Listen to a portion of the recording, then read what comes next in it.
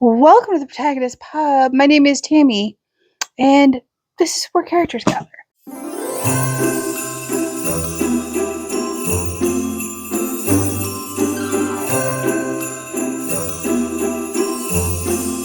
Okay, it is time for the January pile of possibilities.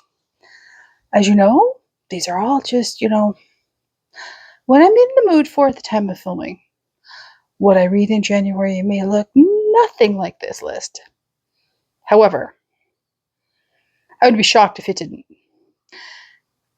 pretty accurately reflect what I'm going to read. So, there's no housekeeping. Hang on.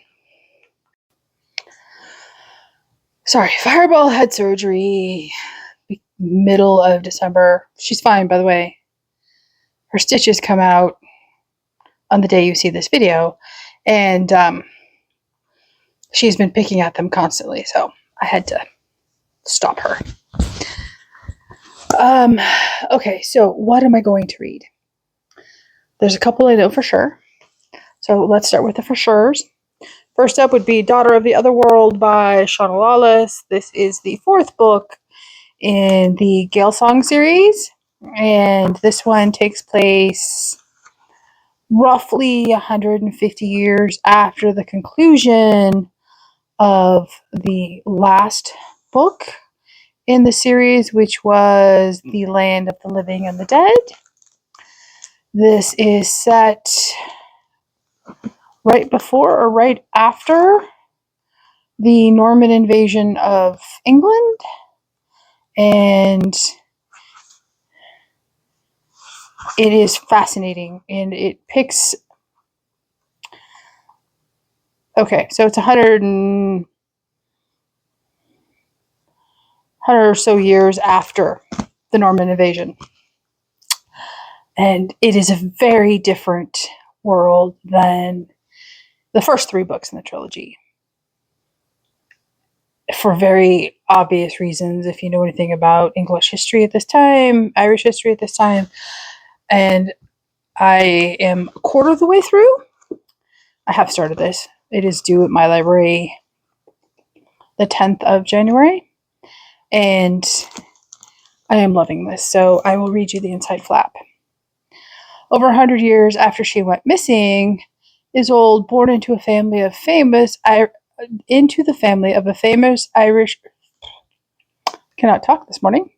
Famous Irish king, and a powerful immortal inexplicably reappears.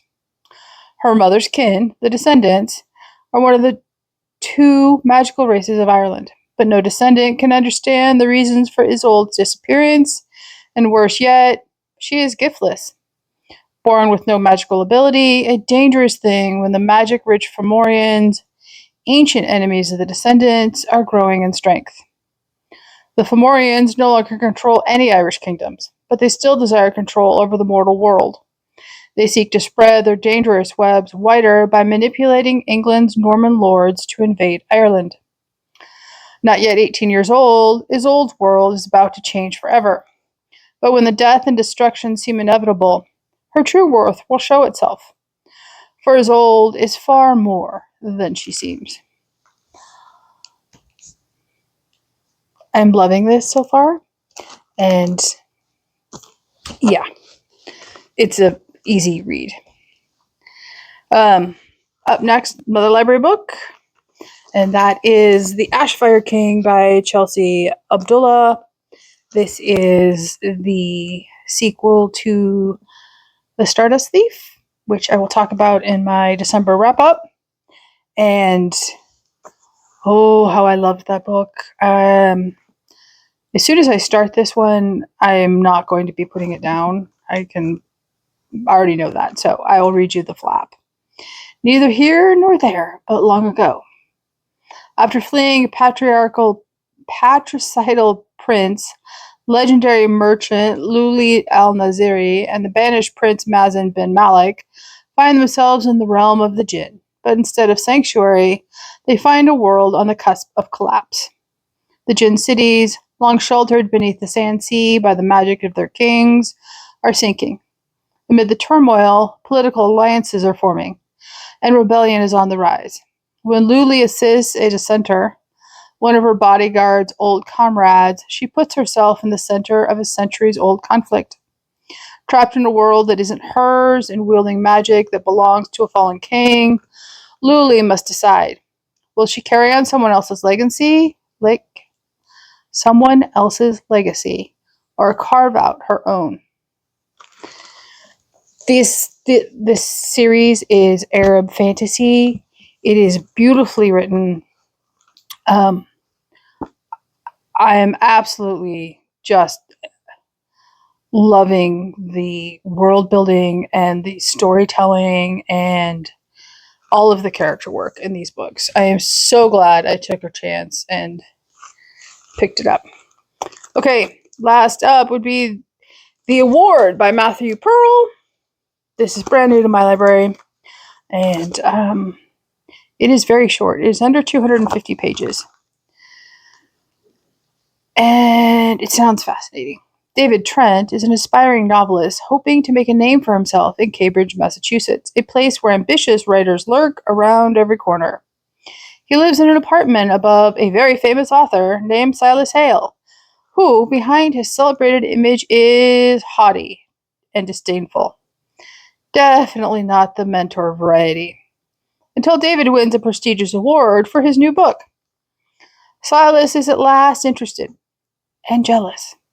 But soon the administrator of the award comes to David with alarming news, which forces the writer into a set of desperate choices. Then fate intervenes, and nothing can ever go back to normal. I either love or hate Matthew Pearl books. So, this one is short. I'm looking forward to diving in and seeing for myself.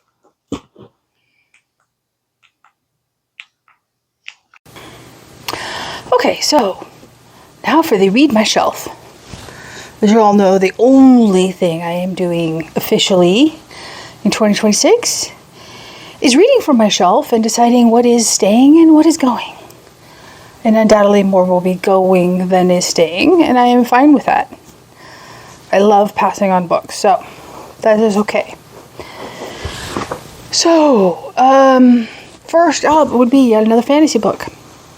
I am definitely in the fantasy mood, which is not normal for me in January, but I am very here for it. And this has been on my list before. This is Taliesin by Stephen R. Lawhead. This is the first book in the Pendragon Cycle series. It is Catholic fantasy. I have started it. I'm on chapter 9. And I'm enjoying it. I just keep getting pulled into other things. So I need to finish that before the series starts on the Daily Wire. And you notice most of these books are very thick. Don't know what I'm thinking. Anyway, to the surprise of no one, Before They Are Hanged by Joe Abercrombie. This is the second book in the First Law trilogy. I love the first book. And the only reason I have not started and finished this already is because I got sucked in to the Stardust Thief, and then I had a bunch of holds come in at the library, so holds took precedence. And there really isn't a back to share the description. Just know that it is grimdark fantasy, and the characters aren't all in their early 20s, and it's not a farm boy go save the world type of book, which I am thoroughly enjoying. And this is another one that has appeared on multiple lists, but I am determined to at least start it this month. And, you know, I will get as far as I get. There is not a race to the end for that. And that is Christian Levinsdottir. And the first book, it's a trilogy. This is the bind-up of the trilogy. Is, I believe, The Wreath It is 200, it's just shy of 300 pages. I can manage a 300-page book in a month. So, this shouldn't be a challenge. It's just a matter of me sitting down and making it a priority. And this is Catholic classic fiction. It is set in medieval Norway, I believe. I'm almost positive it's Norway. And I've heard nothing but praise for this. Yes, it's Norway. Praise for this book. And thus, it is sitting on my shelf. I know Madeline over at Cozy Cottage Chapters absolutely loved this book. And she's the reason I know about it. And I trust Madeline's reading taste. So I'm going to start it this month. That is my promise to myself. And that leads us to the last physical book I purchased, not from my library, in 2025. And Dave told me to purchase it. That is Edge of Dawn by Kelly Gray. This is a brand new release. It is a Halo novel, and it is a Master Chief novel. And this will be a very quick read. All of these are very quick reads. It's just over 300 pages. And I am so looking forward to this. While I don't particularly enjoy the Halo video game, I'm not real great at first-person shooters. The Halo universe in the books is fantastic, and I highly, highly recommend them. I have not read a bad one. Okay, so that brings me to what is remaining over here. And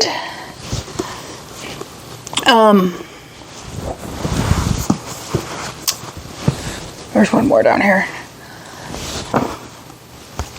They don't look that big when I have the book list running in my head, and then I sit here and I talk to you guys about them, and I pick them up and they're all just huge. But we all know I love a good book, so don't have a problem with that.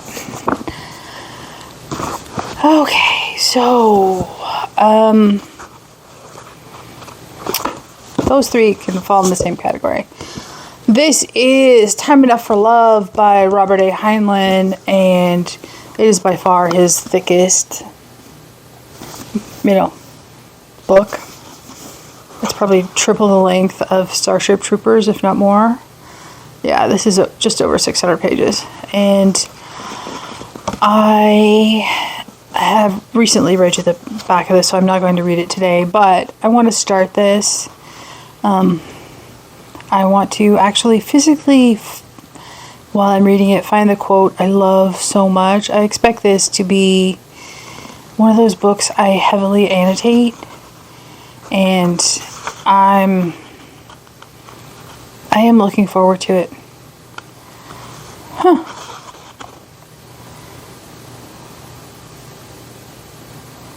I'm intrigued.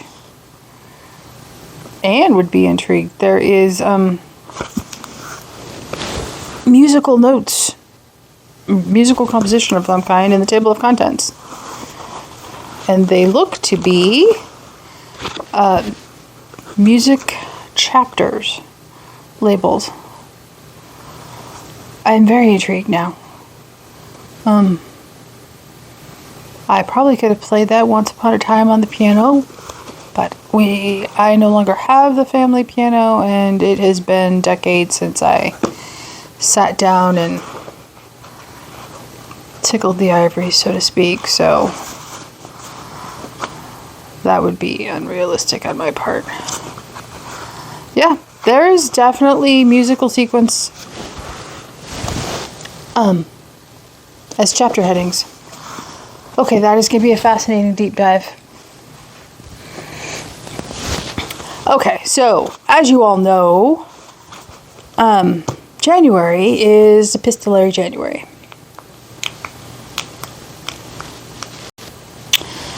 And while I'm not looking to fulfill the prompts, I really enjoyed Epistolary January last year, and I know Anne is running it again, and okay, that is bizarre. I had a couple of epistolary books sitting on my shelves anyway that I needed and or wanted to read, so I might as well pick them up this month. So, first up would be The Appeal by Janice Hallett. I know a bunch of people read this last January for Epistolary January, and my library did not have a copy, but it showed up in the library bookshop. And I snagged it for $1. It's in perfect condition, and this is text messages, and it's fully epistolary. I'm so looking forward to this. There is a Christmas follow-up, which I tried to read this year, and I realized it was sequentially after this book, so I stopped. And this, I think, is going to be just a joy. I will read you the back. One murder, 15 suspects, a wholly original puzzle. The Fairway Players, a local theater group, is in the midst of rehearsals when tragedy strikes the family director, Martin Hayward, and his wife, Helen, the play's star. Their young granddaughter has been diagnosed with a rare form of cancer, and with an experimental treatment costing a tremendous sum, their castmates rally to raise money to give her a chance at survival. But not everybody is convinced of the experimental treatment's efficacy, nor of the good intentions of those involved. As tensions grow within the community, things come to a shocking head at the explosive dress rehearsal. The next day, a dead body is found, and soon an arrest is made. In the run-up to the trial, two young lawyers sift through the material, emails, messages, and letters, with a growing suspicion that the killer may be hiding in plain sight. The evidence is all there, between the lines, waiting to be uncovered. This is just 100% right up my alley. I have been saving this for January, and so I'm going to enjoy this immensely. Okay. And then there is The Martian by Andy Weir. And I've heard nothing but amazing things about this book, and this is told through looks like prose and journal entries together, so I'll read you the back. 6 days ago, astronaut Mark Watney became one of the first people to walk on Mars. Now he's sure he'll be the first person to die there. After a dust storm forces his crew to evacuate the planet while thinking him dead, Mark finds himself stranded on Mars' surface, with no way to signal Earth that he's alive. And even if he could get word out, his supplies would be gone years before a rescue could arrive. Chances are, though, Mark won't have time to starve to death. The damaged machinery, unforgiving environment, or plain old human error are much more likely to kill him first. Armed with nothing but his ingenuity, his engineering skills, and a gallows sense of humor that proves to be his greatest source of strength, Mark embarks on a dogged quest to stay alive.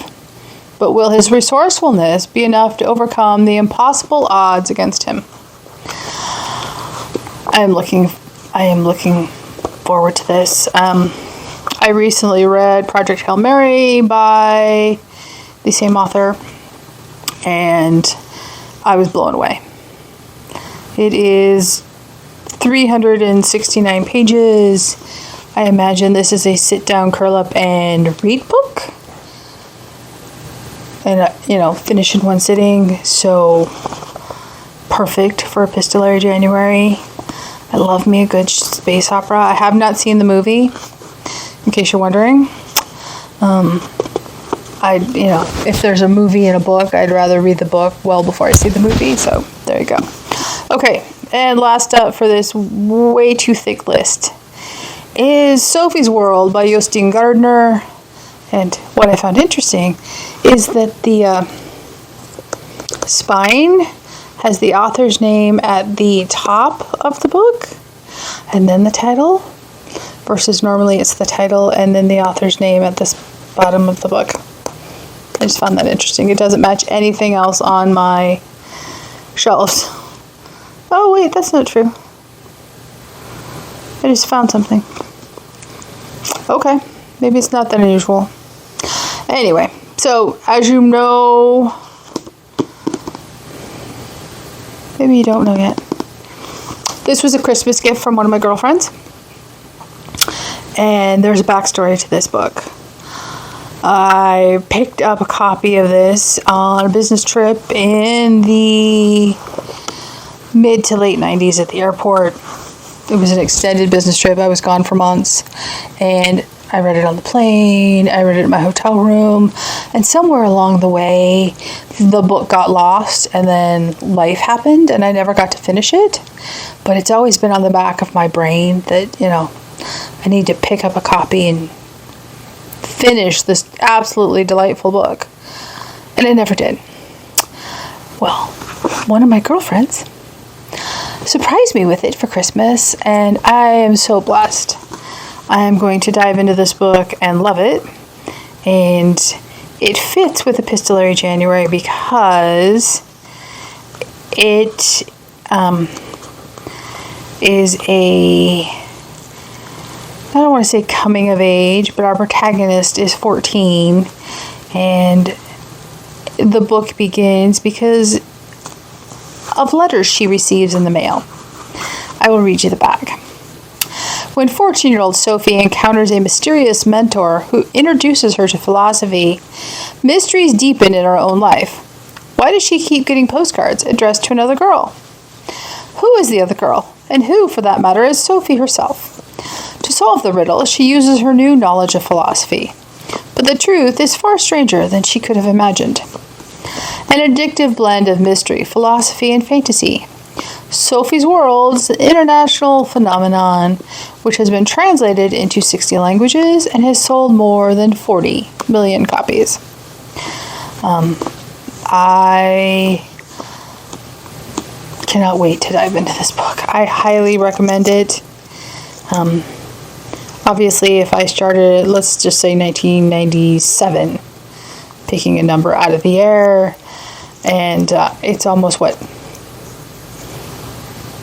30 years later, and I still remember I hadn't finished the book, but B, I still want to finish the book. There's something amazingly good about this book, so I am looking forward to settling back in, and